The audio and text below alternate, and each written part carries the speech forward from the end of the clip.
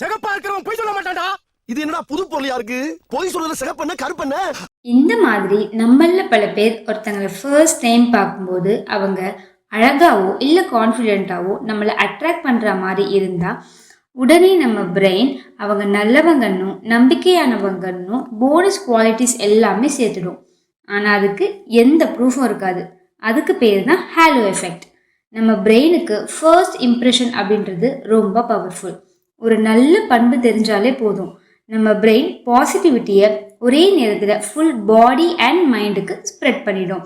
இதை தான் சைக்காலஜியில் காக்னிட்டிவ் பயாஸ்னு சொல்லுவாங்க. இது நம்ம முடிவுகளை லாஜிக்கலாக இல்லாமல் ஷார்ட்கட் திங்கிங் பேஸ் பண்ணி எடுக்க வைக்கும். உதாரணத்துக்கு யாராவது கேரிங்காக பேசினா அவங்க பியூர் சோல் அப்படின்னும் நம்மளை ஏமாற்ற மாட்டாங்க அப்படின்னும் நினைப்போம்.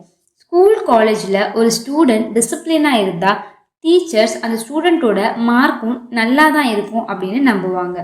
மார்க்கெட்டில் ப்ராடக்டோட பேக்கேஜ் கிளாஸியாக இருந்தால் நம்ம அந்த ப்ராடக்டை யூஸ் பண்ணதே இல்லைன்னா கூட நம்ம பிரெயின் அதை ஹை குவாலிட்டின்னு மார்க் பண்ணிடும். இந்த மாதிரி தான் ஹேலோ எஃபெக்ட் நம்மளை பல இடங்களில் சிறிய இம்ப்ரெஷனுக்கு அடிமையாக்குது. அதனால தான் நம்ம ஜட்ஜ்மெண்ட் எப்போதும் 100% அக்யூரேட்டாக இருக்கிறது இல்லை.